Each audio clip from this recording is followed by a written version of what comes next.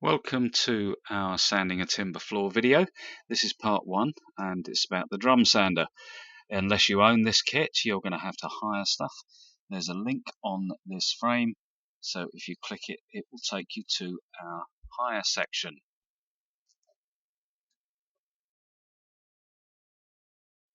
Use a nail punch to hammer all existing nails down below the level of the floor and check this throughout your sanding. We are sanding a timber floor for a friend, and we've used our own hire service, DIY Dr. Hire, to bring in a couple of machines, and the one we're looking at here is the actual floor sanding machine itself. Later on in the video and on a separate video you'll see us using an edge sander. So the floor sander comes complete with the appropriate safety electrical equipment, including an RCD, as does all of our hire equipment. The handle itself is adjustable, so you can pull the handle backwards and forwards. That's quite obvious when you get it. And of course it comes with a number of dust bags. You only pay for what you use. But do remember, especially with the floor sander, that there's a maximum level on the dust bag. If you go beyond that, it stops sucking it in and it actually acts opposite and it starts blowing the dust out. And they're dusty enough as they are. Talking about dust, when you hire anything like this, you get the appropriate safety equipment, gloves, goggles and mask. I'm not going to put that on, I'm only going to be demonstrating briefly before somebody takes over from me.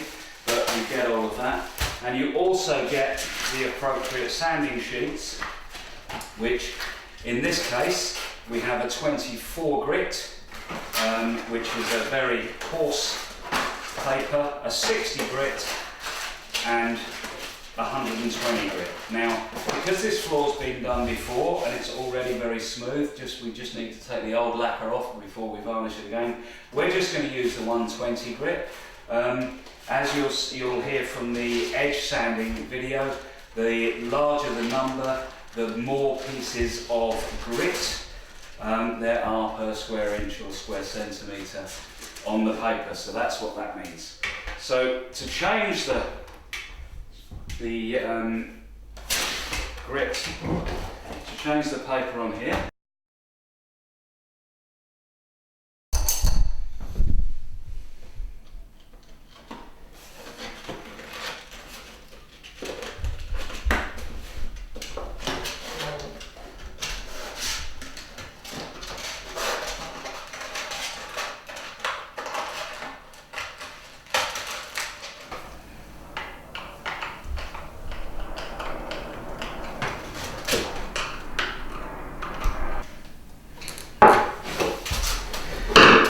you'll know when that retaining bar is fully tightened in, because if the camera zooms in again you can see that the bar now is below the level of the drum roller,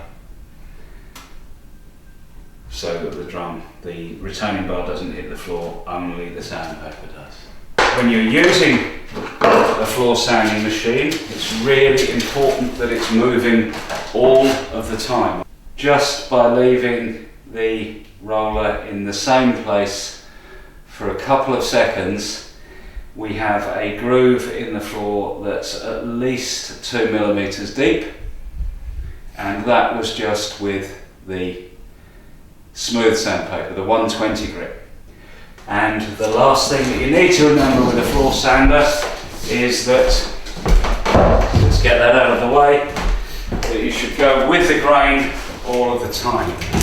The on-off switch on this sander and a number of other types has got a delay.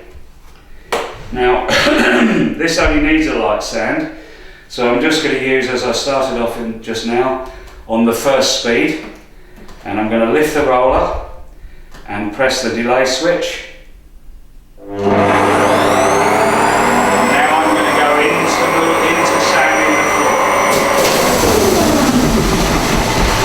So there we go, that's just a couple of seconds on the floor with the light paper, and we can see already that we're taking the old varnish off, which is all we want to do.